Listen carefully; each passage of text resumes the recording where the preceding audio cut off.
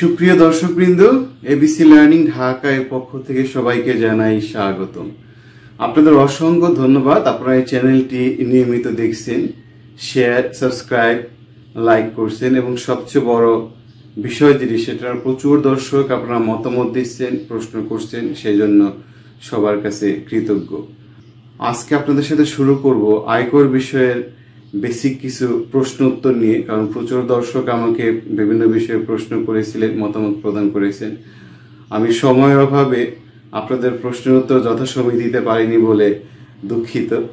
আজকে আমি চেষ্টা করব আপনাদের প্রশ্ন থেকে বেসিক বা সাধারণ কিছু প্রশ্ন নিয়ে আপনাদের সাথে আলোচনা করব। তার পূর্বে আপনি যদি নতুন ভিউয়ার হন, অবশ্যই চ্যানেলটি সাবস্ক্রাইব করে নিন, যাতে নতুন ভিডিও রিলিজ হলে আপনি নোটিফিকেশন পান। শেয়ার করুন আপনার প্রিয়জন বা বন্ধুর সাথে, যিনি ভিডিওটি দেখে উপকৃত হবে। আর হ্যাঁ, অবশ্যই বরাবরের মতো আপনার মতামত বা কমেন্ট আপনি জানাবেন। তাহলে চলুন শুরু করি আমাদের আজকের আয়কর বিষয়ে প্রশ্নোত্তর পর্ব এবং দেখিনি আজকে আপনাদের জন্য কি কি প্রশ্নের উত্তর থাকছে। সুপ্রিয় দর্শকবৃন্দ, আপনারা গত কয়েক মাসে আমাকে শত শত প্রশ্ন করেছেন, কমেন্ট দিয়েছেন, মতামত দিয়েছেন, সেজন্য সবাইকে অসংখ্য অসংখ্য ধন্যবাদ।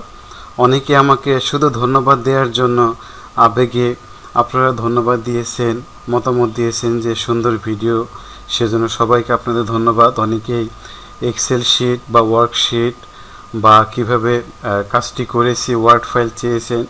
আসলে অনেক সময় সময়ের অভাবে আপনাদেরকে সেগুলো শেয়ার করতে পারিনি, আর সেই জন্য আপনাদের কাছে দুঃখ প্রকাশ করছি। আসলে বেসরকারি চাকরি করে এই সকল বিষয় আসলে উত্তর অনেক সময় দিতে পারিনি বলে দুঃখিত।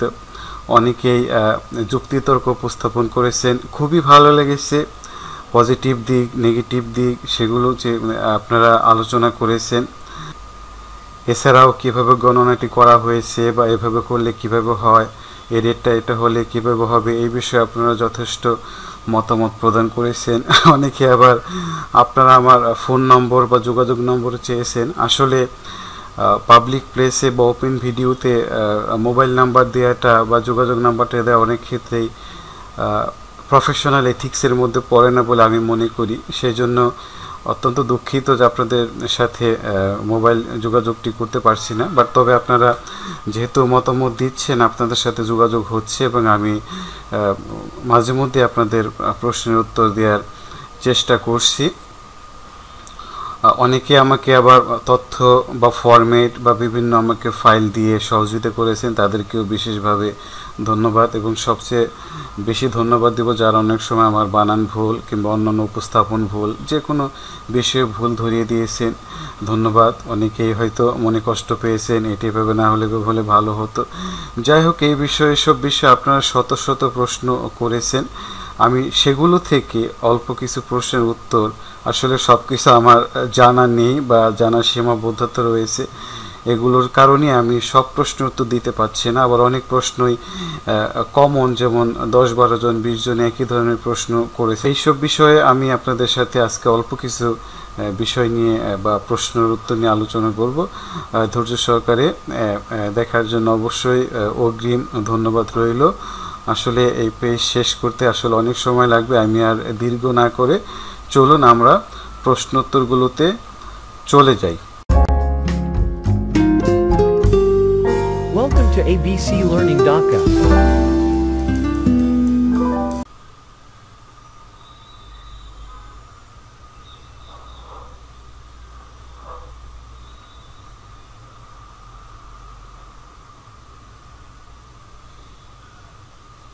সুপ্রিয় দর্শকবৃন্দ, তাহলে চলুন শুরু করি আমাদের আজকের আয়কর বিষয়ে প্রশ্নোত্তর পর্ব। প্রশ্ন নাম্বার 1, আমার নাম লিখন। আমি একটি বেসরকারি প্রতিষ্ঠানে মাসিক সর্বসাকুল্যে 10,000 টাকা বেতনে চাকরি করি। আমার বেতন কোনো ব্যাংক অ্যাকাউন্টে দেওয়া হয় না, মাসের শেষে নগদ টাকা প্রদান করা হয়। আমাকে কি আয়কর রিটার্ন দাখিল করতে হবে?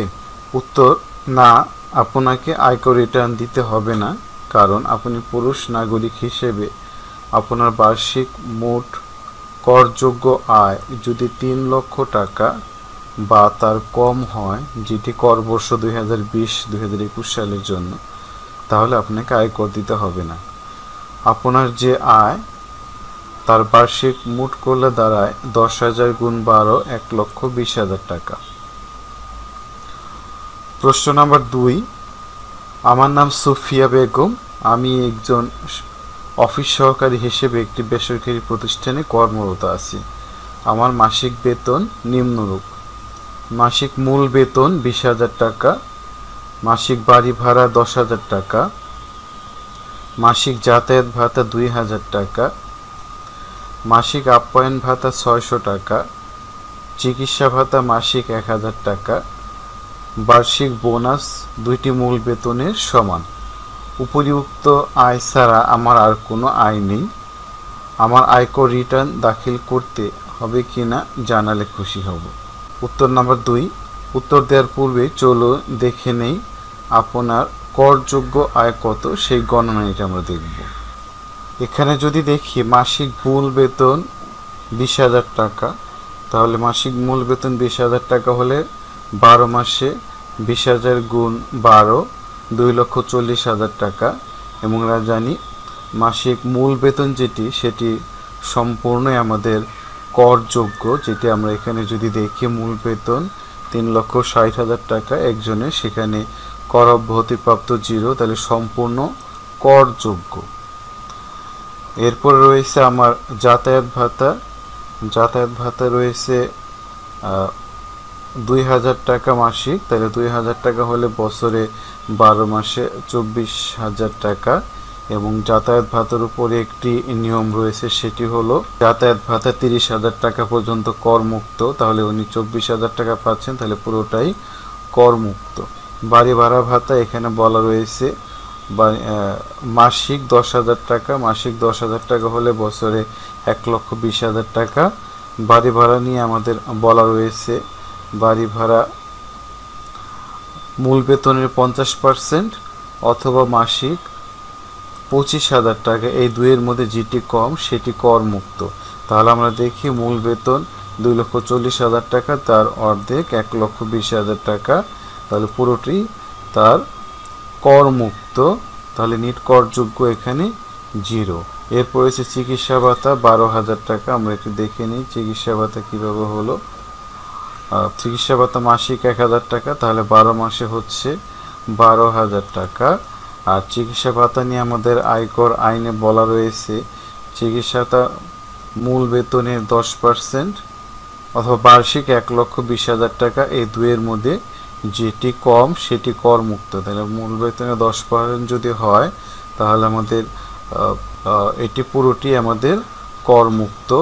এরপরে বোনাসের বিষয়ে বলা রয়েছে বার্ষিক বোনাস 2টি মূল বেতনের সমান, তাহলে এখানে আমাদের মূল বেতন রয়েছে 20,000 টাকা। তো 20,000 টাকা যদি হয় 20 দুগুণে 40,000 টাকা বোনাস হিসেবে আসবে। এবং বোনাসের বিষয়ে আমাদের কি বলা আছে একটু দেখে নিই। বোনাসের বিষয়ে বলা রয়েছে সম্পূর্ণ করযোগ্য, অর্থাৎ যে পরিমাণ বোনাস হবে সেটা আপনার পুরোটাই কর দিতে হবে, তাহলে করমুক্ত শূন্য, পুরো 40,000 টাকাই কর দিতে হবে। এরপর আপ্যায়ন ভাতা নিয়ে আমাদের একটি ভাতা ছিল মাসে 600 টাকা, তাহলে বছরে 6/72 7,200 টাকা কর দিতে হবে, করযোগ্য তাহলে 7,200 টাকা। তাহলে সবগুলো যোগ করলে তার মোট বেতন হয় 4,43,200, করমুক্ত 1,56,000 এবং ট্যাক্সেবল যেটা হলো 2,87,200। 2,87,200 যেটি হলো তার 3,50,000 টাকার কম। তাহলে আমরা বলতে পারি যে আপনার করযোগ্য আয় 3,50,000 টাকার কম বিধায় আপনাকে আয়কর রিটার্ন দাখিল করার প্রয়োজন নেই। অর্থাৎ মহিলা করদাতা হলে বার্ষিক করযোগ্য আয় যদি 3,50,000 টাকা বা তার কম হয় তাহলে তার আয়কর রিটার্ন দাখিল করার প্রয়োজন নেই।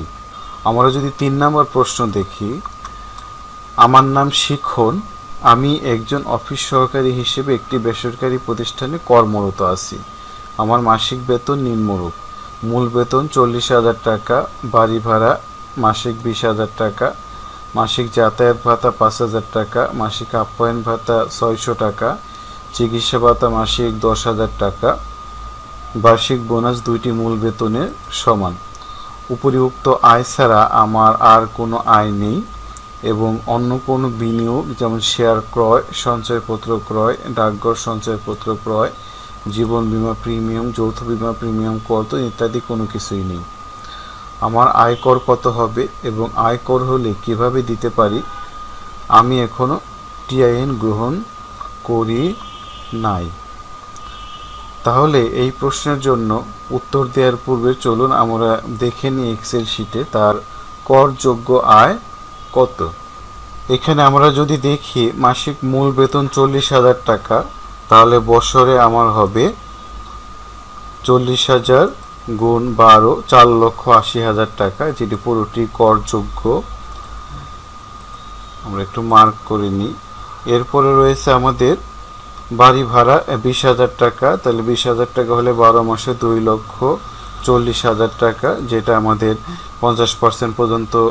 এরপর রয়েছে মাসিক যাতায়াত ভাতা 5,000 টাকা, তাহলে মাসিক যাতায়াত ভাতা 5,000 হলে বছরে হবে 60,000 টাকা। আমরা জানি যাতায়াত ভাতা 30,000 টাকা পর্যন্ত করমুক্ত, তাহলে 30,000 টাকা আমার করযোগ্য।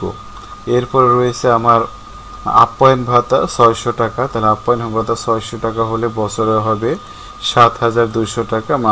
আমরা জানি আপ্যায়ন ভাতা পুরোটি করযোগ্য। এরপর রয়েছে আমাদের চিকিৎসা ভাতা মাসিক 10,000 টাকা, মাসিক 10,000 টাকা হলে বছরে হবে 1,20,000 টাকা। আমরা জানি চিকিৎসা ভাতা মূল বেতনে 10%, 1,20,000 টাকা এবং মূল বেতনে 10% যেটি ছোট, তাহলে 1,20,000 টাকা, 4,80,000 টাকা 10% আমাদের 48,000 টাকা, তাহলে অতিরিক্ত 72,000 টাকা করযোগ্য।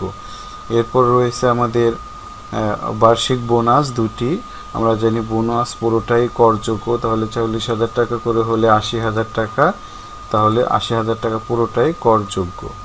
এছাড়া আর অন্য কোনো বিনিয়োগ বা অন্য কোনো কিছু নেই। তাহলে আমরা যদি সবগুলো যোগ করি তাহলে যোগফল আসবে আপনার 9,87,200 টাকা মোট বেতন খাতে আয়, সেখান থেকে করমুক্ত 3,18,000 টাকা এবং আপনাকে করযোগ্য আয় হলো 6,69,200। তার মানে এখানে দেখা যাচ্ছে আপনার আয় 3 লক্ষ টাকার উপরে, সেই জন্য আপনাকে কর দিতে হবে এবং আপনাকে টিন সংরক্ষণ বা খুলতে হবে। তাহলে 6,69,200 টাকার উপর আপনার যদি ট্যাক্স গণনা করি 6,69,200, প্রথম 3 লক্ষ টাকার উপরে শূন্য, তাহলে কোনো আয়কর হবে না। পরবর্তী 1 লক্ষ টাকার উপর 5%, তাহলে 5,000 টাকা বাকি থাকে। আপনার ক্রমযোজিত হচ্ছে 4 লক্ষ টাকা, বাকি 6,69,200 থেকে 4 লক্ষ টাকা বাদ দিলে তাহলে থাকবে 2,69,200, যার উপর আমার পরবর্তী স্ল্যাব 10%, তাহলে 26,920 টাকা। তাহলে আমার ক্রমযোজিত আয়কর হচ্ছে 31,920 টাকা।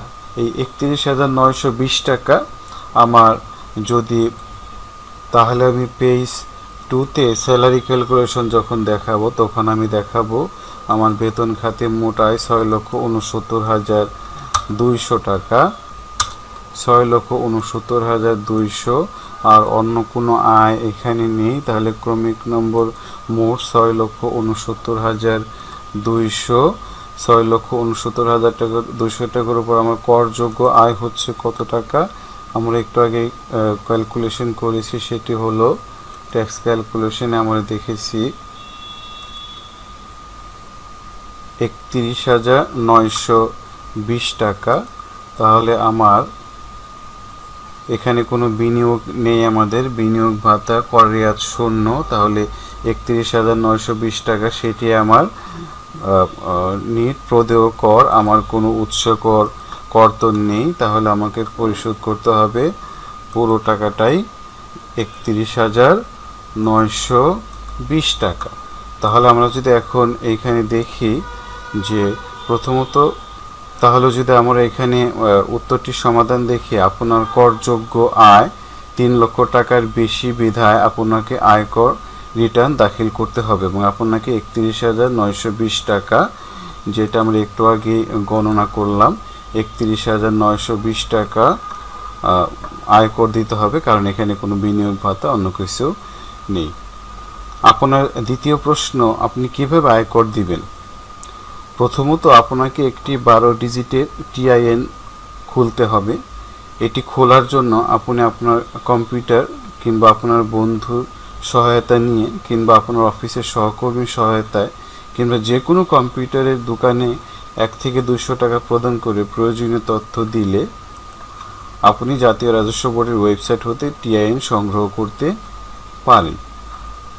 তবে টিআইএন প্রস্তুতের সময় অবশ্যই আপনি সফট কপি এবং আপনার প্রয়োজনীয় তথ্য ও পাসওয়ার্ড সংরক্ষণ করবেন, কারণ হতে পারে আপনার টিআইএন জীবনে আপনার মূল্যবান কাজে লাগবে, সেটি 100 বার 500 বার পর্যন্ত আপনার কি হতে পারে বিভিন্ন জায়গায় প্রয়োজন হতে পারে, এটা অস্বাভাবিক নয়। তাই টিআইএন সংগ্রহ হলে আপনি 30 নভেম্বরের মধ্যে আপনার নির্ধারিত কর অঞ্চলে কর জমা দিবেন। প্রথম রিটার্ন দাখিল করার পূর্বে অবশ্যই নিম্নোক্ত বিষয়সমূহ বিবেচনা করবেন। আপনার অর্জিত যত সম্পদ রয়েছে, যেমন জমি, ফ্ল্যাট, দালান, আসবাবপত্র, গাড়ি ও অন্যান্য স্থাবর এবং অস্থাবর সম্পত্তি যা আছে আপনি প্রথম রিটার্নে দেখাবেন। এটা খুবই গুরুত্বপূর্ণ। অনেকে মনে করেন যে আমি সম্পদ বেশি দেখালে আয়কর বেশি দিতে হবে, এটি সম্পূর্ণ একটি ভুল ধারণা। যদি মূল্য জানা থাকে মূল্য সহ দেখাবেন এবং মূল্য জানা না থাকলে আয়তন বা মূল্য জানা নেই এই বিষয়টি বিস্তারিত উল্লেখ করবেন। আপনি মনে করতে পারেন সম্পত্তি বেশি দেখালে বেশি কর হয়, কথাটি ভুল। কর দিতে হয় আপনার আয়ের উপর। আপনি মনে রাখবেন সবসময় আপনার আয়ের যা হবে তার উপর আপনাকে কর দেবেন, সম্পদের উপরে নয়। তবে নিট সম্পদের উপর যে সারচার্জ দিতে হয় তা নগণ্য এবং তা 3 কোটি টাকার বেশি হতে হয়। ভবিষ্যতে অপ্রদর্শিত সম্পদ আয়কর রিটার্নে দেখাতে হলে আপনাকে একটু সমস্যায় পড়তে হবে। দ্বিতীয়ত মনে রাখবেন আপনার পৈতৃক সূত্রে কোনো সম্পদ যেমন কৃষি জমি, দালান, ঘরবাড়ি পেয়ে থাকলে তার পরিমাণ উল্লেখ করবেন। মূল্যবান না জানা থাকলে আপনি লিখে দেবেন মূল্যায়িত হয়নি। আপনার নগদ অর্থ, ব্যাংক জমা, ব্যক্তিগত ঋণ ইত্যাদি থাকলে অবশ্যই তা উল্লেখ করবেন। সর্বোপরি প্রথম রিটার্নটি কোনো আয়কর আইনজীবী বা কোনো সিনিয়রের পরামর্শ নিয়ে দেওয়াটা ভালো, যাতে আপনার ভুল ত্রুটি কম হয় এবং পরবর্তীতে আর কোনো চেঞ্জ করতে না হয়। যে কোনো আয়কর রিটার্নের জমা একটি হার্ড কপি এবং একটি সফট কপি অবশ্যই আপনি সংরক্ষণ করবেন, যাতে ভবিষ্যৎ প্রয়োজনে সহজেই পেতে পারেন। আপনি আপনার আইনজীবীর মাধ্যমে রিটার্ন জমা দিলেও অবশ্যই নিজের নিকট একটি কপি রাখবেন, খুবই গুরুত্বপূর্ণ। কারণ আপনি আপনার প্রয়োজন যেভাবে অনুধাবন করবেন আপনার আইনজীবী কখনোই তা করবে না। আপনার আইনজীবী যদি বলে ফাইল হারিয়ে গিয়েছে বা সফট কপি খুঁজে পাচ্ছি না, তাহলে আপনাকে বিপদের সম্মুখীন হতে হবে। সেই ক্ষেত্রে কর অঞ্চলে গিয়ে অবশ্য আপনি নির্ধারিত ফি দিয়ে আপনি সার্টিফাই কপি তুলতে পারবেন, তবে সেটি একটু সময় সাপেক্ষ এবং কিছু খরচ হবে। সেজন্য আপনার সাবধানতার জন্য নিজে অবশ্যই একটি কপি সংরক্ষণ করবেন। আপনার আয়কর ফাইল বা রিটার্ন সম্পর্কে আপনার ধারণা থাকলে অতিরিক্ত খরচ কম হবে। সর্বোপরি আপনি যথাযথভাবে আয়কর রিটার্ন দাখিল করলে বা আয়কর প্রদান করলে আপনি সঠিক উপায়ে শত কোটি টাকার মালিক হলেও আপনার সমস্যা হবে না এবং আপনার ভবিষ্যৎ বংশধর নির্বিঘ্নে তা ভোগ করতে পারবে।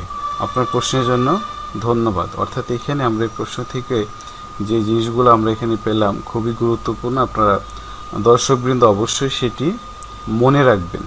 4 নম্বর প্রশ্ন করেছেন, যদি বেতন হতে উৎসে কর কর্তন করা হয় এবং যদি নির্ধারিত খাতে বিনিয়োগ থাকে। আমরা যদি 3 নম্বর প্রশ্নের আলোকেই করি তাহলে দেখব যে আমি 3 নম্বর প্রশ্নটি যদি কন্টিনিউ করি, আমি এখানে কোনো চেঞ্জ দেখাইনি, যেটা শুধু আমরা এক্সট্রা দেখাচ্ছি হলো যে যদি বিনিয়োগ থাকে এবং উৎসে কর কর্তন করা হয়। তাহলে আমরা পূর্বের মতোই আমরা উদাহরণটি দেখে নিই। এখানে দর্শকবৃন্দ লক্ষ্য করুন, আমাদের মূল বেতন 4,80,000, এখানেও 4,80,000 টাকা। আমাদের যেহেতু তথ্যের কোনো পরিবর্তন হয়নি, তাহলে আমার করযোগ্য আয় হলো 6,69,200। সেটা যদি আমরা পেজ 2তে নিয়ে যাই 6,69,200 69,200 টাকা। এখানে অতিরিক্ত যে তথ্য রয়েছে সেটি হলো, আমার বেতন হতে আমার আয় বর্ষে 5,000 টাকা উৎসে কর কর্তন করা হয় এবং 2 লক্ষ টাকা শেয়ার বাজারে বিনিয়োগ ছিল।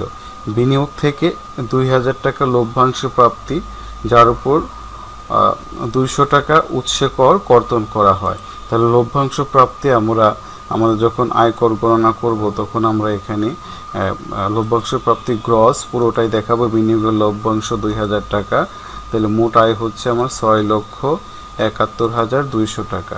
6,71,200 টাকার উপর আমার করযোগ্য আয় কত সেটা আমরা একটু দেখে নিই। 6,71,200 আমি যদি এর উপর ট্যাক্স ক্যালকুলেশন করি তাহলে দেখা যাবে আমাদের, দেখে নিই কত টাকা হয়। 6,71,200 এটা প্রথম 3 লক্ষ টাকা পর্যন্ত শূন্য, পরবর্তী 1 লক্ষ টাকার উপর 5% 5,000 টাকা, পরবর্তী থাকে আমাদের তাহলে 2,71,200 টাকা, যার উপর 10% 27,120। তাহলে আমার কিউমুলেটিভ আয়কর হচ্ছে 32,120 টাকা। তাহলে আমি এখানে 32,120 টাকা আমি আয়কর দেখালাম। সেখান থেকে কর রেয়াত, এটি আমাদের নতুন, চলুন কর রেয়াতটি কীভাবে দেখাবো আমি সেটি দেখে নিই। প্রকৃত বিনিয়োগ, আমার শেয়ার বাজারে বিনিয়োগ করা হয়েছে 2 লক্ষ টাকা এবং মোট আয়ের 25%, তাহলে মোট আয় ছিল 6,71,200, যার 25% আমাদের 1,67,800 টাকা। সর্বোচ্চ সীমা হলো 1,50,00,000 টাকা। আপনারা অনেকেই জানেন, যারা জানেন না জেনে নেই, বিনিয়োগের উপর রেয়াত পাওয়ার নিয়ম হলো আপনার 3টি যে বিষয় রয়েছে, প্রকৃত বিনিয়োগ, মোট করযোগ্য আয়ের 25% এবং সর্বোচ্চ সীমা, এই 3টির মধ্যে যেটি ছোট তার উপরে 15%। যদি আপনার মোট আয় 10 লক্ষ টাকা পর্যন্ত হয়, 10 লক্ষ টাকার বেশি হলে তার উপরে 10%। তাহলে এখানে আমার করযোগ্য আয় হচ্ছে 6,71,200, যেটি 10 লক্ষ টাকার কম, সেই জন্য আমি বিনিয়োগ রেয়াত পাবো এই যেটি ছোট তার 25%, তার উপরে 15%, অর্থাৎ এই যে 2 লক্ষ টাকা, 1,67,800 এবং 1,50,00,000, এই তিনটির মধ্যে ছোট হলো আমার 1,67,800। এটার উপরে যদি 15% করি তাহলে হচ্ছে আমাদের 25,170 টাকা। তাহলে এই 25,170 টাকা আমরা পেজ 2তে দেখিয়ে দেব, 25,170।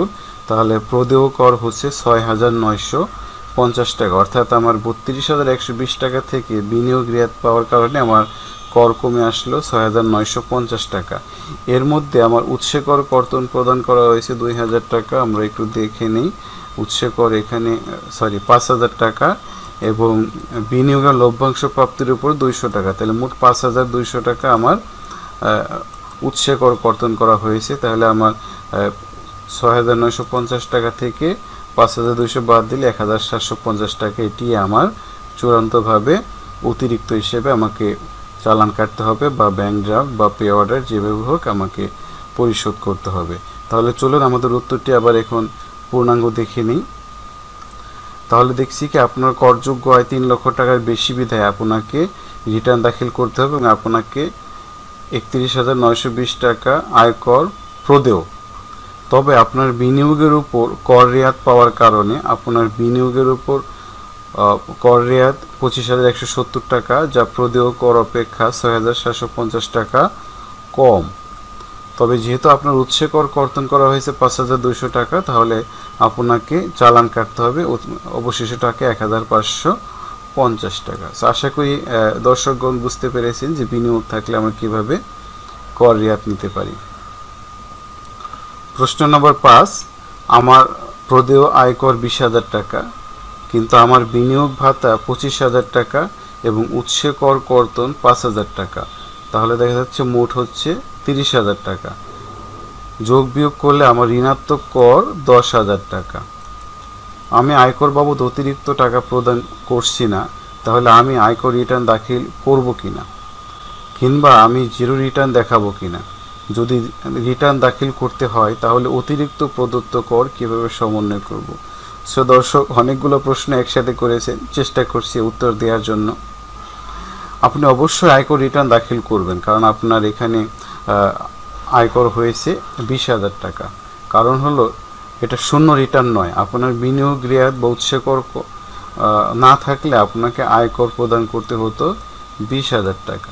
যেহেতু আপনার বিনিয়োগ সুবিধা ও উৎসকর কর্তন করার ফলে ঋণাত্মক কর দেখাচ্ছে, আপনি অতিরিক্ত প্রদত্ত কর আগামী বছর আপনার আয়কর থেকে সমন্বয় করতে পারবেন। এখানে একটি নোট মনে রাখবেন, অগ্রিম কর প্রদান করলে ধারা 50 অনুযায়ী, যেমন বেতন হতে অতিরিক্ত কর কর্তন, মোটর গাড়ি হতে কর কর্তন ইত্যাদি বেশি প্রদান করা হলে তা পরবর্তী বছরে সমন্বয় করা যায়। আশা করি দর্শক আপনার সবগুলোর উত্তর পেয়েছেন। আর জিরো রিটার্ন কীভাবে হয় সেটা আমি একটু পরে, অনেক দর্শক প্রশ্ন করেছেন, আমি একটু পরে দেখাবো আপনাদের। আর এক দর্শক প্রশ্ন করেছেন, হাজব্যান্ড এবং ওয়াইফ দুইজনই যদি রিটার্ন দাখিল করেন তাহলে দুইজনই কি একে অপরের আয় দেখাবেন? আপনার প্রশ্ন থেকে যেটা বুঝেছি সেটা হলো, যদি স্বামী ও স্ত্রী আলাদা রিটার্ন দাখিল করে তাহলে তার আয়কর রিটার্নে শুধু নিজের আয়কর বা আয় দেখাবেন। আর যদি স্বামী বা স্ত্রী যে কোনো একজন আয়কর রিটার্ন দাখিল করেন তাহলে আয়কর অধ্যাদেশ 1984 এর 43-4 অনুযায়ী স্বামী অথবা স্ত্রী এবং নাবালক সন্তানের আয় দেখাতে হবে। অর্থাৎ স্বামী যদি আয়কর রিটার্ন দাখিল করেন তাহলে স্ত্রীর যদি কোনো আয় থাকে এবং আপনার নাবালক সন্তানের যদি কোনো আয় থাকে, সে আয় আপনি স্বামীর রিটার্নে দেখাবেন। অথবা স্ত্রী যদি করদাতা হন তাহলে স্ত্রীর আয়কর রিটার্ন দাখিলে স্বামী এবং তার নাবালক সন্তানের আয় দেখাতে হবে। যদি দুইজনই করদাতা হন তাহলে নিজের আয় নিজের রিটার্নে দেখাতে হবে। Hello sir, firstly I want to give you thanks from the core of my heart. I have almost understand your video except one question in my mind, that is here SEG pays 7,000 taka as AIT but his payable tax is taka 2,000, though minimum tax would be 5,000. Then what would be status of remaining 2,000 taka? It should be excess tax for the assessment year and the amount would be adjusted from next year payable tax. Please give me your valuable comments. ধন্যবাদ। এখানে আপনার প্রশ্ন থেকে যেটা বুঝলাম, আপনি মোট 7,000 টাকা টোটাল পেমেন্ট করেছেন এআইটি হিসেবে, আপনার মিনিমাম ট্যাক্স 5,000 টাকা। তাহলে প্রশ্নের উত্তর 5 নং প্রশ্নের সাথে অনেকটা মিল রয়েছে, যেটা আমরা পূর্বে একটু আলোচনা করলাম, যে আপনি যদি অতিরিক্ত আয়কর প্রদান করে থাকেন তাহলে কি করতে পারবেন, পরবর্তী বছরে আপনি সমন্বয় করতে পারবেন। তবে ধারা 52 অধীনে 6টি খাত রয়েছে, যেটি গুরুত্বপূর্ণ, একটু মনে রাখবেন সবাই। যার উপর উৎসকর কর্তন করা হলে তা অন্য কোনো খাতের সাথে সমন্বয়যোগ্য নয় এবং তা চূড়ান্ত কর দায় হিসেবে বিবেচিত হয়। এই খাতগুলো হলো ধারা 52C, আমদানিকৃত পণ্যের ক্ষেত্রে উৎসকর কর্তন, এটি অন্য কোনো খাতের সাথে সমন্বয় করা যায় না, এটা চূড়ান্ত কর দায় হিসেবে বিবেচিত হয়। সরবরাহকৃত পণ্যের উৎসকর কর্তন, নগদ রপ্তানি ভর্তুকির ক্ষেত্রে উৎসকর কর্তন, সঞ্চয়ী আমানত, স্থায়ী আমানত বা যে কোনো মেয়াদ আমানতের সুদের উপর উৎসকর কর্তন, সম্পত্তি হস্তান্তর ইত্যাদি থেকে কর সংগ্রহ এবং ডেভেলপার কর্তৃক জমির মালিককে সাইনিং মানি বা অন্য যে কোনো টাকা প্রদানের সময় উৎসকর কর্তন। এই 6টি খাতে যদি আপনি কোনো উৎসকর কর্তন করে থাকেন তাহলে এগুলোকে চূড়ান্ত কর দায় হিসেবে বিবেচনা করা হয় এবং এগুলো পরবর্তী বছরে বা অন্য কোনো বছরে বা অন্য কোনো আয়ের সাথে সমন্বয় করা যায় না। আরেকজন দর্শক প্রশ্ন করেছেন, টিন খোলার পর রাজশাহী জেলার সার্কেলে পড়েছে, কিন্তু আমি ঢাকায় থাকি, সুতরাং আমি কি ঢাকায় কোনো সার্কেলে ট্যাক্স রিটার্ন দিতে পারবো, বা পারলে ভবিষ্যতে কোনো জটিলতা সৃষ্টি হতে পারে কিনা জানালে খুব উপকৃত হব। একই প্রশ্ন আরেকজন দর্শক করেছেন, আমার ফাইল মাগুরা, আমি চাকরি করি ঢাকা, আমার ন্যূনতম কর কত দিতে হবে? নিয়ম অনুযায়ী যেখানে আপনার আয় বা চাকরি সে অঞ্চলে আপনাকে কর দিতে হবে। যেহেতু আপনি ঢাকায় চাকরি করেন, ঢাকায় কোন সার্কেলের আওতায় সেটা জেনে আপনি 5,000 টাকা ন্যূনতম কর দিবেন যদি আপনার করযোগ্য আয় 3 লক্ষ টাকা অতিক্রম করে। এই প্রেক্ষিতে আপনি আপনার আয়কর রিটার্নের এক কপি এবং সাথে ফরওয়ার্ডিং লেটার মাগুরা অথবা রাজশাহী যেখানে আপনি টিন খুলেছিলেন সার্কেলে প্রেরণ করতে পারেন যে আপনি যেহেতু ঢাকায় থাকেন আপনি আপনার নির্ধারিত সার্কেলে কর প্রদান করছেন। অর্থাৎ একটি চিঠি যদি তাদেরকে দিয়ে দেওয়া হয় উপকর কমিশনারের বরাবর যে আমি যেহেতু ঢাকায় আমার আয় এবং ঢাকায় থাকি, আমি ঢাকার অমুক সার্কেলে আমি টাকাটি প্রদান করেছি, আপনার জ্ঞাতার্থে একটি কপি প্রদান করা হলো। তবে আপনি চাইলে মাগুরা বা রাজশাহীতে কর দিতে পারেন, সেক্ষেত্রে ন্যূনতম কর হবে ৩,০০০ টাকা।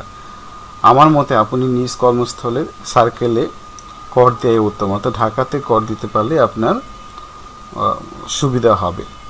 আরেকজন দর্শক প্রশ্ন করেছেন ন্যূনতম করের জন্য স্যালারি সার্টিফিকেট তৈরির নিয়মটা দেখালে ভালো হতো।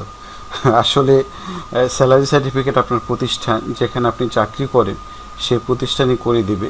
তারপর আপনার সুবিধার জন্য একটি ফরম্যাট দেখালাম, ভালো লাগলে আপনি অনুসরণ করতে পারেন। সেটি হলো যে এখানে কোম্পানির প্যাড থাকবে অ্যাড্রেস সহ এবং এখানে একটি কথা থাকবে two whom it may concern or salary certificate. This is to certify that Mr. ABC is an executive of XYZ company. He received his salary from the company for the period 1st July 2019 to 30th June 2020 as follows. অথবা বাংলায় করলেও করতে পারেন। এই মর্মে প্রত্যয়ন করা যাচ্ছে যে মিস্টার এবিসি অমুক কোম্পানির একজন এক্সিকিউটিভ, তিনি জুলাই 2019 থেকে জুন 2020 পর্যন্ত নিম্নোক্ত বেতন গ্রহণ করেন। সেটা হলো বেসিক স্যালারি 10,000 টাকা, ইয়ারলি করলে আপনি 1,20,000 টাকা, হাউস রেন্ট 5,000 টাকা, ইয়ারলি করলে 60,000 টাকা, মেডিকেল অ্যালাউন্স 1,000 টাকা, ইয়ারলি করলে 12,000 টাকা, কনভেন্স 1,500 টাকা, ইয়ারলি করলে 18,000 টাকা, টিফিন অ্যালাউন্স 600 টাকা, ইয়ারলি করলে 7,200 টাকা। আপনার টোটাল হচ্ছে কত? 2,17,200 এবং ইনওয়ার্স থাকবে 2,17,200 অনলি। এরপর আপনার এখানে কোম্পানি যিনি সিএফও হতে পারে, হেড অফ অ্যাকাউন্টস হতে পারে, ম্যানেজার হতে পারে, আপনার কোম্পানি যদি ছোট হয় সেখানে প্রোপাইটার হতে পারে, এমডি হতে পারে, যে কেউ কোম্পানির পক্ষে এখানে একটি সিগনেচার করে স্যালারি সার্টিফিকেট করে দেবে। আশা করি দর্শক আপনি আপনার উত্তর পেয়েছেন। আরেকজন দর্শক প্রশ্ন করেছেন, যেটা আমরা 10 নম্বর প্রশ্ন দেখছি, যাদের মাসিক আয় বেসিক নির্ধারিত না হয়ে লামসাম বলতে এখানে সর্বসাকুল্যে হয়, তাদের বেসিক কিভাবে নির্ধারণ করব জানালে উপকৃত হব। আসলে এই ক্ষেত্রে আপনার লামসাম যদি বা এক সর্বসাকুল্যে যদি 3 লক্ষ টাকার কম হয়, তাহলে যেহেতু আপনার আয়কর রিটার্ন দাখিলের প্রয়োজন নেই, তাহলে আপনার বেসিক নির্ধারণের প্রয়োজন হবে না। আর যদি আপনার আয় 3 লক্ষ টাকার উপরে হয় এবং বেসিক নির্ধারণ প্রয়োজন হয়, আপনি আপনার প্রতিষ্ঠানের মালিক বা ব্যবস্থাপনা পরিচালক, এইচআর, অ্যাকাউন্টস বা দায়িত্বশীল যে কোনো বিভাগ হতে লামসাম টাকা বিভিন্ন খাতে যেমন বেসিক বা মূল বেতন, বাড়ি ভাড়া, যাতায়াত ইত্যাদি ভাগে ভাগ করে নিতে পারেন। সেক্ষেত্রে পূর্বের মতো আপনার একটি স্যালারি সার্টিফিকেট কোম্পানির পেডে দিয়ে দিতে হবে। সেক্ষেত্রে আমরা ভাগ করতে পারি, ধরুন আপনার সর্বসাকুল্যে বা লামসাম বেতন মাসিক 36,000 টাকা, তাহলে এটি নিম্নোক্তভাবে ভাগ করতে পারেন যে বেসিক স্যালারি 20,000 টাকা, house rent 50% of basic salary 10,000 টাকা, মেডিকেল অ্যালাউন্স 2,500 টাকা, কনভেন্স 2,500 টাকা, টিফিন অ্যালাউন্স 1,000 টাকা, বোনাস টু বেসিক স্যালারি 40,000 টাকা। তাহলে 30, 35, 36 এভাবে আপনার স্যালারিকে 4,72,000 টাকা অনলি এভাবে ভাগ করে নিতে পারেন এবং ভাগ করে এভাবে আপনার কোম্পানি থেকে সিগনেচার করে একটি প্যাডে আপনার স্যালারি সার্টিফিকেট তৈরি করে দেবে। আরেকজন দর্শক এখানে প্রশ্ন করেছেন, ভাই, at the statement of income of the SSG in 2019-20 assessment year, tax payable minus tax payment 1911 টাকা। তার মানে এখানে মাইনাস ফিগার, পেয়েবল হচ্ছে পেমেন্ট বেশি আছে। In this year 2020-2021 assessment year tax payable minus tax payment, এখানেও মাইনাস রয়েছে 482 টাকা। So how can I make the adjustment D of tax refund, because in the both year I will get back some amount 1911 যেটা এখানে আছে plus 482 টাকা, and should I forward the excess amount from one year to another. অর্থাৎ এখানে প্রশ্ন থেকে যেটা আমরা বুঝতে পেলাম যে উনি 2019-20 এবং 20-21 2 বছরেই অতিরিক্ত কর প্রদান করেছেন, সেই কারণে করের পরিমাণ বেশি প্রদান করা হয়েছে। তাহলে এটি আমরা কিভাবে দেখাবো? আমি এটি দেখানোর পূর্বে আমি চলুন এক্সেল শিটে আপনাকে দেখিয়ে দিই কিভাবে ট্রিটমেন্টটা আমরা দেখিয়ে থাকব। এখানে আমরা আয়কর রিটার্ন ফর্ম যেটা 8 পৃষ্ঠা রয়েছে, সেখানে আমরা পেজ 2তে যেটি আমরা দেখতে পাই সেটি হলো আপনার 2020-21 অতিরিক্ত কর দিয়েছে 482 টাকা, যেটা আপনার ইনফরমেশন থেকে আমরা পেলাম 482 টাকা। তাহলে 482 টাকা হলে আপনার এখানে অতিরিক্ত গত বছর প্রদান করা ছিল 1911 টাকা, যেটা আমরা একটু দেখে নিই। গত বছর 19-20-এ পেমেন্ট করেছিল 1911 টাকা, সেটাও বেশি। তাহলে দুটো মিলে আপনার ক্রমিক নং 15 এবং 16 অতিরিক্ত প্রদান করা হয়েছে 2393 টাকা। এই 2393 টাকা আপনি অতিরিক্ত হিসেবে আগামী বছর কি করতে পারবেন, আপনার যে আয়কর হবে সেখান থেকে আপনি সমন্বয় করতে পারবেন। আশা করি আপনার প্রশ্নের উত্তর পেয়েছেন। আরেকজন প্রশ্ন করেছেন, স্যার আমি ভুল করে 2019 ইয়ারে অনলাইনে টিন সার্টিফিকেট করে ফেলি, আমি এখন ওই স্টুডেন্ট, মানে আমি এখনও ছাত্র, আমার কোনো ইনকাম নেই, এখন কি আমার আয়কর রিটার্ন দিতে হবে? কাছাকাছি আরেকজনে আরেকটি প্রশ্ন করেছেন, আমি গত সেপ্টেম্বর মাসে টিন সার্টিফিকেট খুলেছি সঞ্চয়পত্র কেনার জন্য, আমাকে কি 2021 সালে রিটার্ন জমা দিতে হবে? জানালে উপকৃত হবে। আমি কাছাকাছি প্রশ্ন সবগুলো এক জায়গায় দেখিয়ে দিচ্ছি। স্যার আমি গত নভেম্বর মাসে একটি টিন সার্টিফিকেট করেছিলাম, আমি একজন সাধারণ ছাত্র, আমার ইনকাম বলতে এরকম কিছু নেই, এখন আমার রিটার্ন জমা দেওয়া লাগবে? ভাই আমার টিন আছে, এই পর্যন্ত কখনো রিটার্ন দাখিল করিনি, আমি একজন বেসরকারি অল্প বেতনের চাকরিজীবী, বেসিক 10,500 টাকা, আমার আয় সীমা নিচে, কিন্তু আমাকে SMS-এ জানানো হয়েছে যে এবছর টিন থাকলে রিটার্ন দাখিল করতে হবে, এখন আমার কি করণীয়? আমার টিনটি ক্রেডিট কার্ডের জন্য ব্যবহার করা হয়েছে শুধু, আর যদি রিটার্ন দাখিল করতে হয় তাহলে মিনিমাম কত টাকা জমা করতে হয়? আমার জোন 13, আপনার পরামর্শ আশা করছি। এখানে একটু বলে রাখি, শুধু ক্রেডিট কার্ডের জন্য যদি আপনি টিন খুলে থাকেন তাহলে আপনাকে আয়কর রিটার্ন দাখিল করার প্রয়োজন নেই, আমরা একটু পরে সেটা আপনাকে দেখাবো। আরেকটি প্রশ্ন এখানে রয়েছে, স্যার একবার টিন সার্টিফিকেট খুলে ফেলি কি ট্যাক্স দিতে হবে? তারা কি ইনকোয়ারি করবে নাকি? আচ্ছা, এটিও কাছাকাছি প্রশ্ন। তো এখানে প্রায় 4-5টি প্রশ্ন পেলাম, যে অনেকের প্রশ্ন হলো যে আমি এখন আমার ইনকাম নেই বা আয় নেই, ছাত্র, গৃহিণী, সেক্ষেত্রে আমি ট্যাক্স দিব কিনা, কারণ সরকার এই বিষয়ে প্রত্যেকেই জানাচ্ছে, সেজন্য অনেকেই এই বিষয় নিয়ে অনেক চিন্তিত। যাই হোক, চিন্তার কোনো কারণে, আশা করি আপনার চিন্তা আমি দূর করতে পারবো। উপরে 5টি প্রশ্নের উত্তর প্রায় কাছাকাছি। ছাত্র, গৃহশিক্ষক, অল্প বেতনে চাকরিজীবী, গৃহিণী যারা অল্প সঞ্চয় হতে সঞ্চয়পত্র ক্রয় করেছেন, গার্মেন্টস কর্মী, অফিসের নিম্নপদস্থ কর্মচারী, তাই আয়কর রিটার্ন দাখিল করার প্রয়োজন নেই। অন্যদিকে প্রান্তিক করদাতার সংখ্যা বাড়লেও সরকার রাজস্ব তেমন বৃদ্ধি পায় না, শুধু করদাতার সংখ্যা বাড়ে। এক্ষেত্রে কেউ শখ করে বা অন্যের প্ররোচনায় বা সঞ্চয়পত্র কেনার জন্য কিংবা অন্য যে কোনো কারণে 12 ডিজিট টিন নাম্বার নিলে তাকে আবশ্যিকভাবে আয়কর রিটার্ন দাখিল করার কথা বলা হয়েছে, যেটা আয়কর নির্দেশিকা 2020-21 পৃষ্ঠা 1-এ বলা আছে। এই কারণে বহু প্রান্তিক আয়ের মানুষের মধ্যে রয়েছে নানা ভীতি ও সংশয় যে আমার কোনো আয় নেই বা করযোগ্য নয় আয়, তাহলে আমাকে কেন রিটার্ন দাখিল করতে হবে বা হবে কিনা। এখন উত্তর হলো, আইনগতভাবে বলা আছে যে আয়কর রিটার্ন দাখিল করতে হবে। এ বিষয়ে সরকারের নীতি নির্ধারকগণই যেটা ভালো বুঝেছেন সে বিষয়ে সিদ্ধান্ত নিয়েছেন, কারণ আমরা জানি সরকার বেশিরভাগ ক্ষেত্রে ম্যাস পিপল বা বহু লোকের কথা বিবেচনা করেই আইন করে থাকে। কাজে এই বিষয়ে সরকারের সিদ্ধান্তের সমালোচনা বা অস্বীকার করার কোনো উপায় নেই।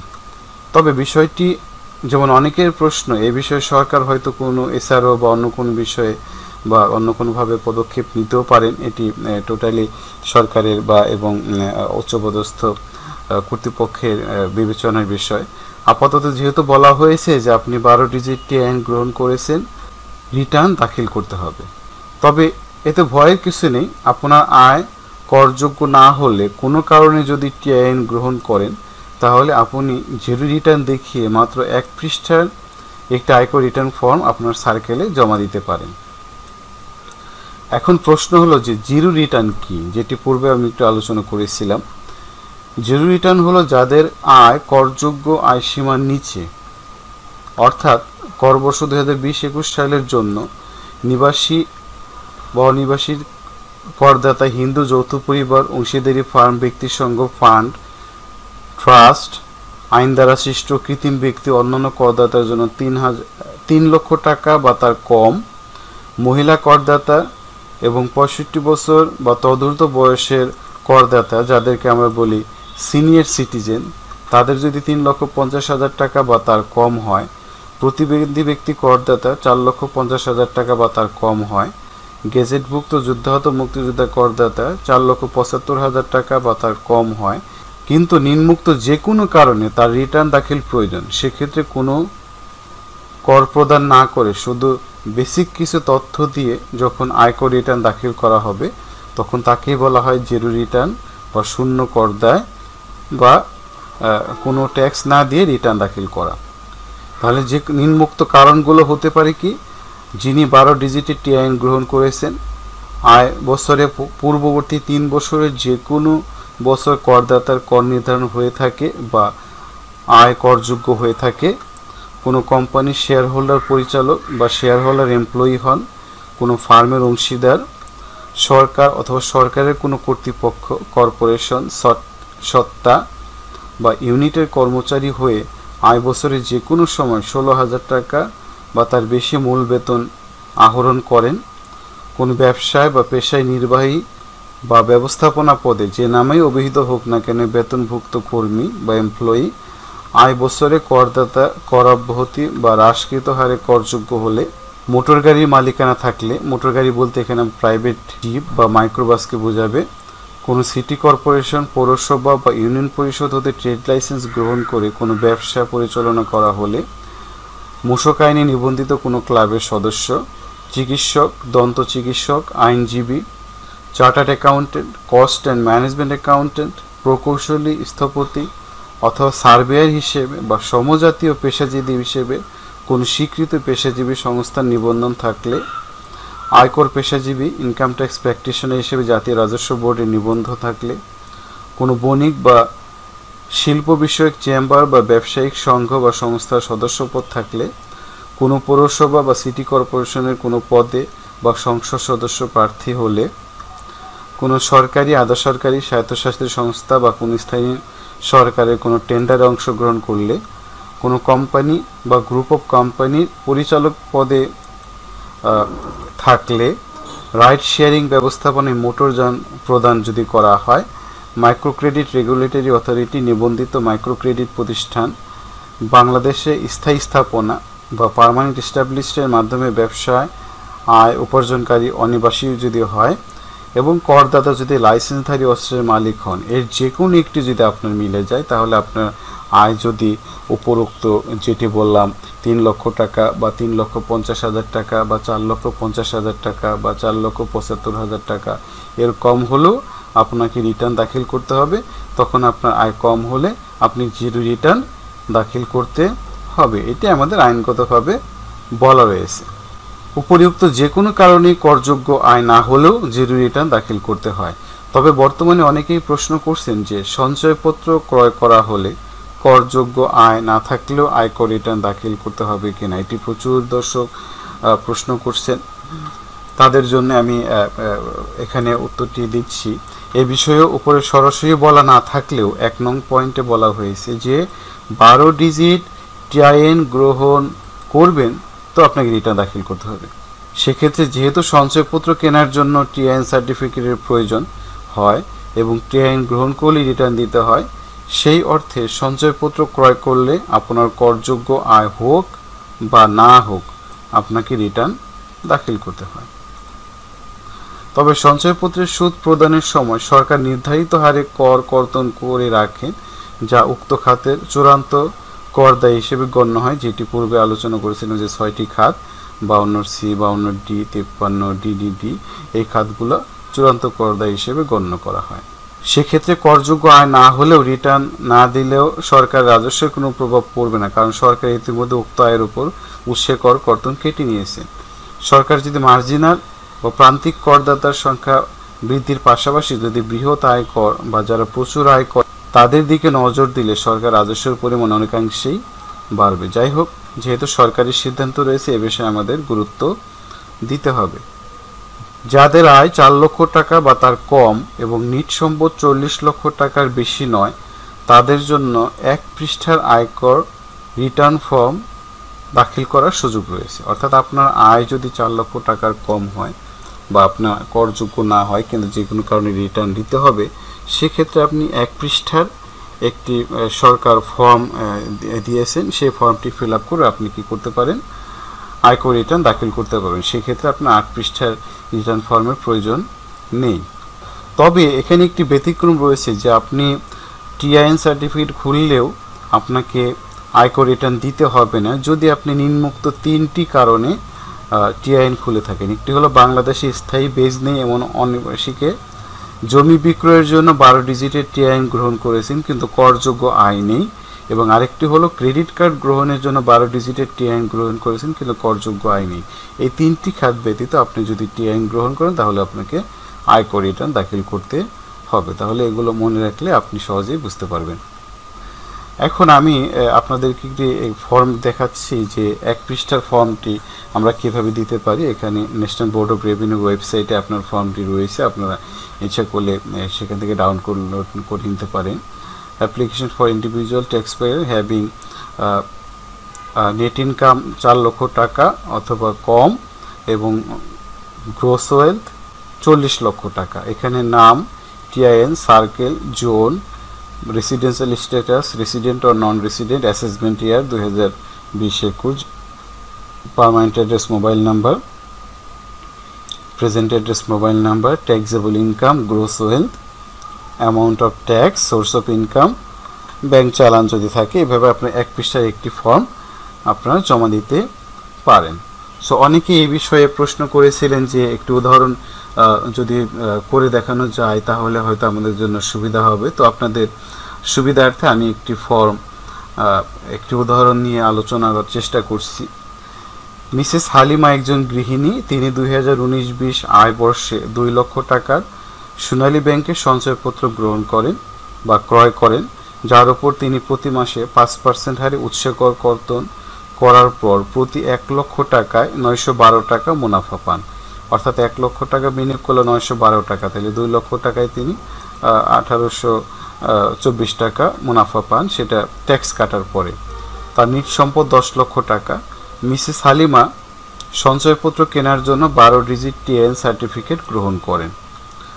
আমি যদি করণীয় বলি, মিসেস হালিমা কিভাবে শূন্য রিটার্ন বা জিরো রিটার্ন বা 1 পৃষ্ঠার রিটার্ন দাখিল করবেন, তাহলে আমরা যদি এখানে সমাধানটি দেখি, মিসেস হালিমার সঞ্চয়পত্রে 2019-20 আয় বর্ষে মুনাফা হচ্ছে 912 টাকা প্রতি লক্ষে, তাহলে 2 লাখ টাকায় 912 গুণ 2 গুণ 12 মাস, তাহলে 21,833 টাকা। এটি হলো তার মুনাফা বা সঞ্চয়পত্র হতে আয়। উৎসে কর কর্তন করা হয়েছে 1 লক্ষ টাকার উপর 11.52% হারে বছরে মুনাফা 11,520 টাকা। মাসিক মুনাফা এটাকে 12 দিয়ে ভাগ করলে 960 টাকা। এর উপর 5% উৎসে কর কর্তন, যেটি চূড়ান্ত করদায় হিসেবে বিবেচিত হবে, 960 টাকা। এর 5% হচ্ছে 48 টাকা। তাহলে আপনার 960 টাকা থেকে 48 টাকা বাদ দিলে আপনার কর কাটার পরে আপনার পাচ্ছেন হচ্ছে 912 টাকা, যেটা আমি পূর্বে এখানেও দেখাচ্ছি 912 টাকা। তাহলে মোট উৎসে কর কর্তন হচ্ছে 48 টাকা গুণ 12 মাস, আর 2 লক্ষ টাকায় 1152 টাকা। 3 লক্ষ টাকা হলে 3 দিয়ে গুণ হবে। এটি সোনালী ব্যাংকের একটি সঞ্চয়পত্র স্কিম রয়েছে, যেটি পারিবারিক সঞ্চয়পত্র, তার হার বর্তমানে 11.52%। তাহলে আমরা যদি এটি ফর্মটি ফিল আপ করতে চাই তাহলে এখানে লিখব নেম মিসেস হালিমা, তার 12 ডিজিট টিন নাম্বারটি এখানে আপনি দেখাবেন, সার্কেল যেটি সেটি বসাবেন, জোন আপনি দেখাবেন, কর অঞ্চল কত, আপনার রেসিডেন্সিয়াল স্ট্যাটাস রেসিডেন্ট টেক চিহ্ন দিবেন, অ্যাসেসমেন্ট ইয়ার 2020-21 আর ইনকাম ইয়ার 2019-20। আপনার প্রেজেন্ট অ্যাড্রেস, পার্মানেন্ট অ্যাড্রেস দুটি এখানে ফিল আপ করবেন। ট্যাক্সেবল ইনকাম 21,833 টাকা। কীভাবে পেলাম আমরা? এখানে আমরা যদি দেখি 21,833 টাকা যেটা সঞ্চয়পত্রের মুনাফা হতে আয় সেটি দেখাবেন। গ্রোস ওয়েলথ ওখানে বলা আছে যে তার নিট সম্পদ 10 লক্ষ টাকা, তাহলে আমরা গ্রোস বা নিট আমরা এখানে 10 লক্ষ টাকা বসিয়ে দিলাম। অ্যামাউন্ট অফ ট্যাক্স 1152 টাকা, সেটি আমরা কোথায় পেলাম? এখানে ট্যাক্স এখানে প্রদান করা হয়েছে 1152 টাকা বছরে, সেটি আমরা এখানে দেখিয়ে দিলাম। Source of income, saving certificate এটি উল্লেখ করে দিবেন। ব্যাংক চালান এখানে নাই, কারণ যেহেতু এটি উৎসে কর কর্তন করে সরকার অলরেডি নিয়ে নিয়েছেন। এরপর এখানে তার একটি ভেরিফিকেশন মিসেস হালিমা এবং স্পাউস নেম অথবা ফাদার নেম 3 এগুলো দিয়ে সিগনেচার করে দিলে আপনি এক পৃষ্ঠার একটি ফর্ম সহজেই আপনি নিজেই ফিল আপ করে আপনার কর অঞ্চলে জাস্ট একটু জমা দিয়ে আসবেন, আর আপনাকে কোনো প্রশ্নের সম্মুখীন হতে হলো না। তো সুপ্রিয় দর্শকবৃন্দ, এই বিষয়ে যারা অনেকেই প্রশ্ন করেছিলেন আমি উত্তরটি দেওয়ার চেষ্টা করলাম, আশা করি বুঝতে পেরেছেন। আর যদি বুঝতে সমস্যা অবশ্যই আমাকে কমেন্ট বক্সে জানাবেন। আরেকটি প্রশ্ন আরেক দর্শক করেছে, জনাব আমার প্রশ্ন হলো এখানে এবছর ব্যক্তিগত রিটার্নে শেয়ার বাজারে ইনভেস্টমেন্ট এটি কত 5 লক্ষ টাকা দেখানো হলো, সেই টাকা ট্যাক্স দিতে হবে কিনা? আসলে আমি যেভাবে দর্শক প্রশ্ন করেছেন সেভাবেই রাখার চেষ্টা করেছি, এটি কারেকশন করে হয়তো আমি আমার মতো করে লিখে নিতে পারতাম। যাই হোক, এখানে প্রশ্নটি হলো যে তিনি শেয়ার বাজারে ইনভেস্ট করেছেন 5 লাখ টাকা, তার উপরে ট্যাক্স দিতে হবে কিনা? আসলে দর্শক, শেয়ার বাজারে বিনিয়োগের কারণে আপনাকে কোনো ট্যাক্স দিতে হবে না। একটি কথা মনে রাখবেন, সম্পদের উপরে কর দিতে হয় না, কর দিতে হয় আপনার আয়ের উপর। শেয়ার বাজারে বিনিয়োগ হতে কোনো লভ্যাংশ হলে তার উপর 10% হারে উৎসে কর কর্তন করে আপনাকে লভ্যাংশ প্রদান করা হবে। সেই লভ্যাংশ কর সহ আপনার আয়ের সাথে যোগ করে দেখাবেন। আমি ইতিপূর্বে একটি উদাহরণ আপনাদের সাথে আলোচনা করেছি যে 2,000 টাকা শেয়ার বাজার থেকে লভ্যাংশ পান এবং 2 লাখ টাকা বিনিয়োগ করেছিলেন। শেয়ার বাজারে বিনিয়োগ করলে আপনার নগদ টাকা হ্রাস পাবে এবং বিনিয়োগ বাড়বে, যার দুটি আইটি 10B পৃষ্ঠা 5-এ আপনি দেখাবেন। আরেকজন দর্শক প্রশ্ন করেছেন, what rules should be followed for them who missed to submit return last year, অর্থাৎ অ্যাসেসমেন্ট ইয়ার 2019-20-এ উনি মিস করেছেন, but they want to submit the missing return in 2020-21। Should they follow last year tax slab or this year new tax slab? Thanks in advance. অর্থাৎ ইনি দর্শক যেটি বোঝাতে চেয়েছেন সেটি হলো যে তিনি 2019-20 সালে রিটার্নটি সঠিক মতো দিতে পারেননি বা সময় মতো দিতে পারেননি, বাট এই বছর 20-21 সালে তিনি রিটার্নটি দিতে চাচ্ছেন। তাহলে দিতে হলে এই বছরের স্ল্যাব হিসেবে দিবে নাকি লাস্ট ইয়ারের রেট অনুযায়ী দিবে? আসলে সুপ্রিয় দর্শক, বর্তমানে রিটার্নের জন্য 2টি পদ্ধতি প্রচলিত রয়েছে। একটি হলো সার্বজনীন স্বনির্ধারণী, যেটাকে বলা হয় ইউনিভার্সাল সেলফ পদ্ধতি, আর একটা পদ্ধতিকে বলা হয় সাধারণ পদ্ধতি বা নর্মাল পদ্ধতি। সার্বজনীন স্বনির্ধারণ পদ্ধতিতে আপনি যখন ট্যাক্স প্রদান করবেন, এই পদ্ধতিতে করদাতা নিজের আয় নিজেই নিরূপণ করে আয় পরিশোধ করেন। এক্ষেত্রে করদাতাকে 12 ডিজিট টিআইএন নম্বর থাকতে হবে। এই পদ্ধতিতে করদাতা 30 নভেম্বরের মধ্যে অথবা উপকর কমিশনার কর্তৃক মঞ্জুরিকৃত সময়ের মধ্যে রিটার্ন দাখিল করতে হবে, অন্যথায় সার্বজনীন স্বনির্ধারণ পদ্ধতির আওতায় পড়বে না। এক্ষেত্রে কর কর্তৃপক্ষ যে প্রাপ্তি স্বীকারপত্র প্রদান করবে তাই কর নির্ধারণী আদেশ বা অ্যাসেসমেন্ট অর্ডার বলে গণ্য হবে। আর সাধারণ পদ্ধতি হলো যেটি আমরা প্রতি বছর ইতিপূর্বে মেলায় প্রদান করেছি। এই বছর যদিও মেলা হচ্ছে না, বাট কর অঞ্চলগুলো মেলার আঙ্গিকে তারা জমা নিচ্ছেন। তো মেলা বা আমরা যখন নর্মালি প্রদান করব সেটাকে বলা হচ্ছে সার্বজনীন স্বনির্ধারণ পদ্ধতি। আর সাধারণ পদ্ধতি হলো রিটার্ন দাখিলের পর উপকর কমিশনার কর নির্ধারণ করবেন। করদাতা কর্তৃক রিটার্নে প্রদর্শিত তথ্য সঠিক মনে হলে উপকর কমিশনার শুনানিতে না ডেকেই কর নির্ধারণ করতে পারবেন।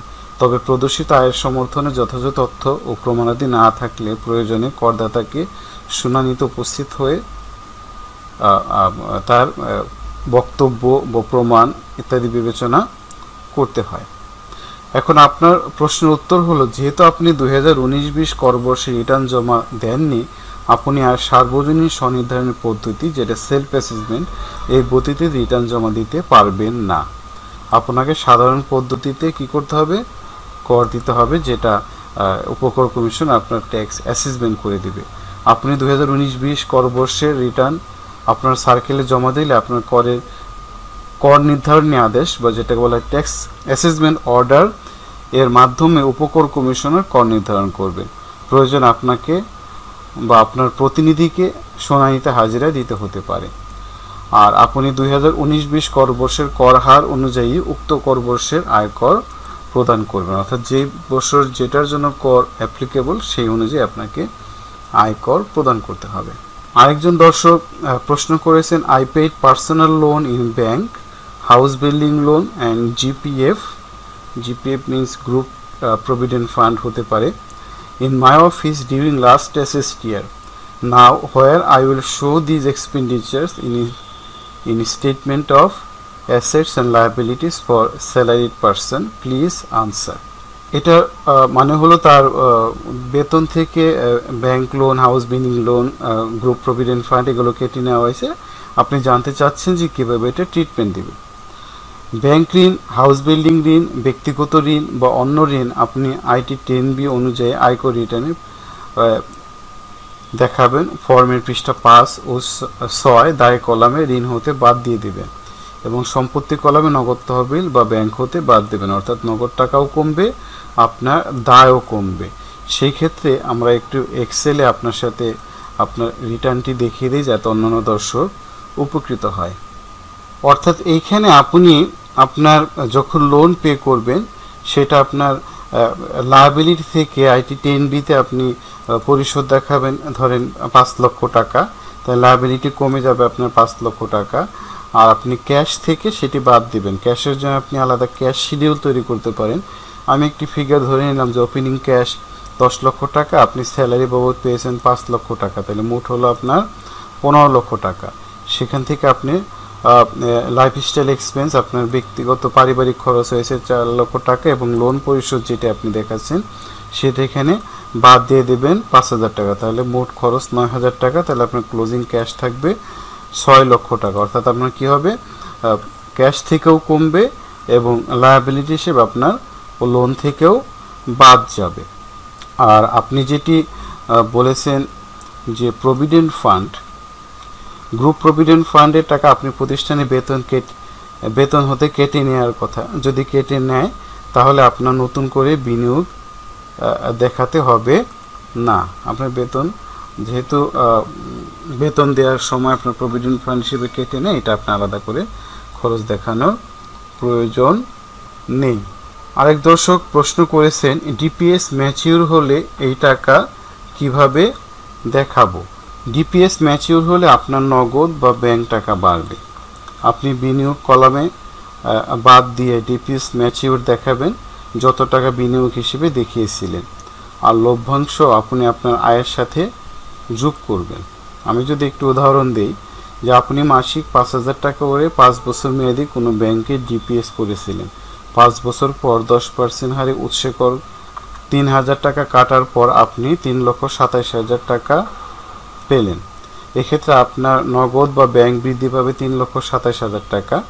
আপনার ডিপিএস ম্যাচিউর বাবদ বিনিয়োগ কমে যাবে 3 লক্ষ টাকা, কারণ আপনি বিনিয়োগ করছিলেন সেটা এখন মাইনাস হবে। আর বিনিয়োগের লভ্যাংশ আপনার আয়ের সাথে যোগ হবে 27,000 টাকা, যার উপর আপনাকে আয়কর দিতে হবে না। এর কারণ হলো আপনার চূড়ান্ত করদায় হিসেবে এটা থেকে আপনি কর্তন করে দিবেন। বিনিয়োগের উপর উৎস কর কর্তন চূড়ান্ত করদায় হিসেবে গণ্য হবে।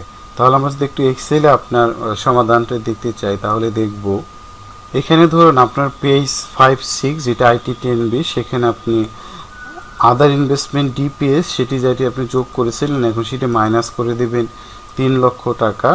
আপনার ক্যাশের সাথে যোগ করবেন 3,27,000 টাকা এবং আপনার যখন পেজ 2-তে দেখাবেন আপনি tax exempted tax free income হিসেবে ডিপিএস ইন্টারেস্ট দেখাবেন 27,000 টাকা। এভাবে আপনি কি করতে পারেন, আপনার বিনিয়োগ থেকে বা টিপিএস থেকে যে লভ্যাংশ পেয়েছেন সেটি দেখাতে পারেন।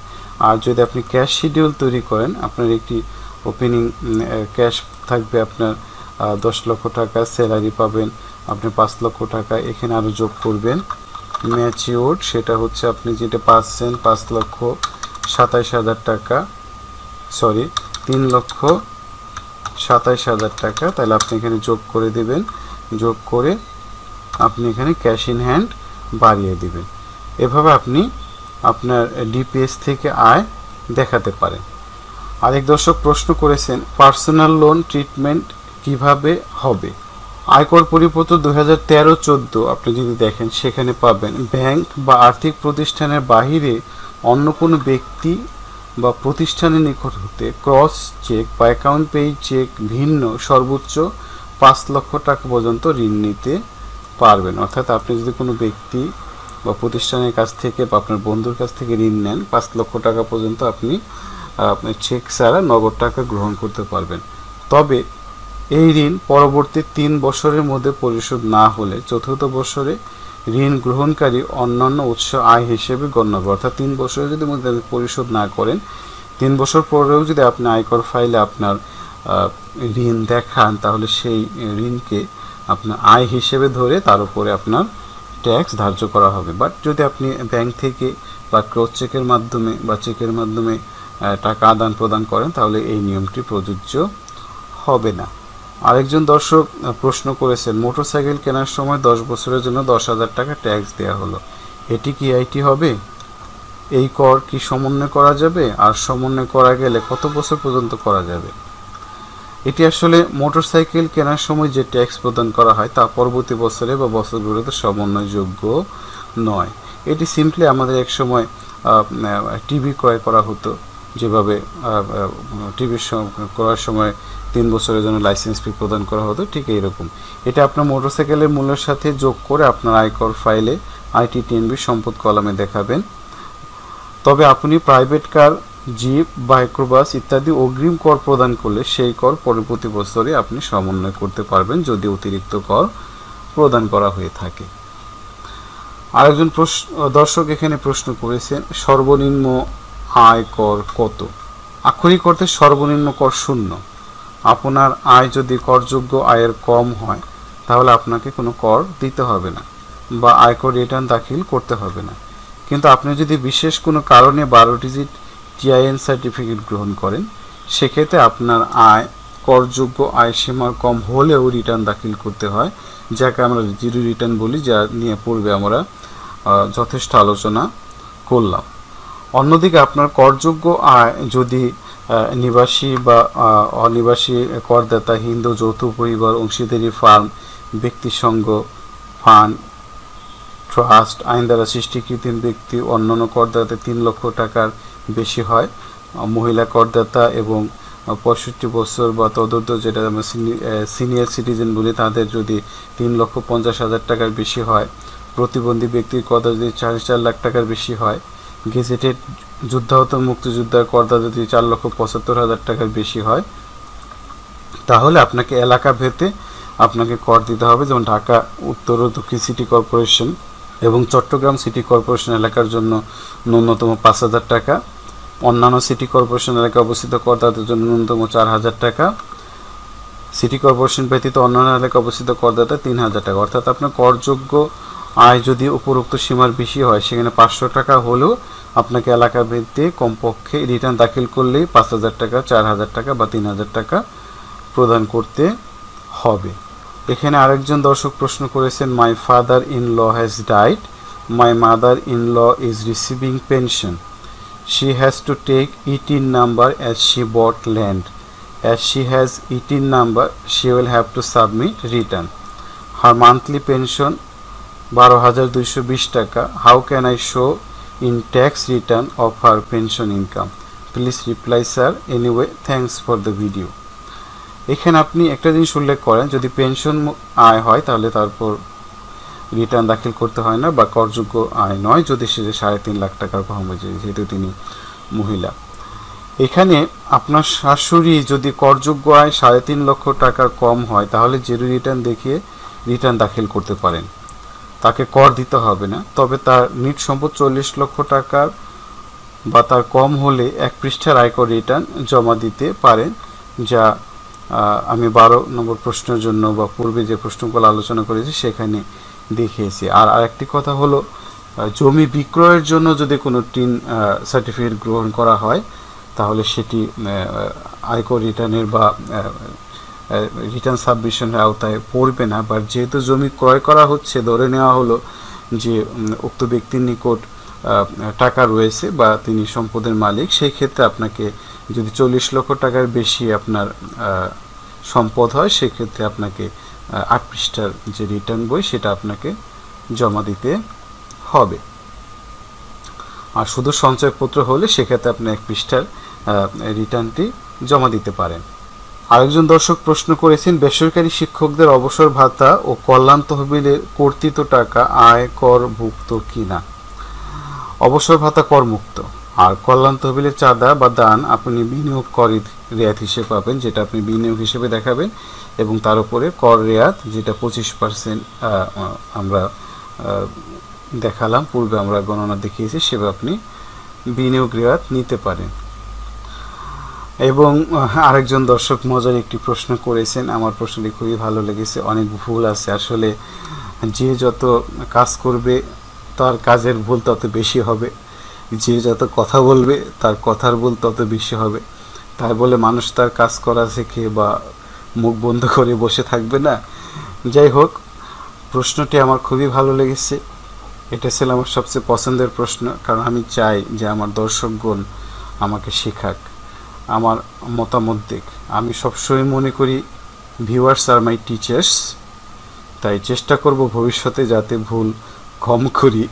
আসলে আপনারা হয়তো কম করেন, আমার ভুলের পরিমাণটা একটু বেশি হয়ে যায়, সেই জন্য আপনাদের কাছে ক্ষমা চেয়ে নিচ্ছি।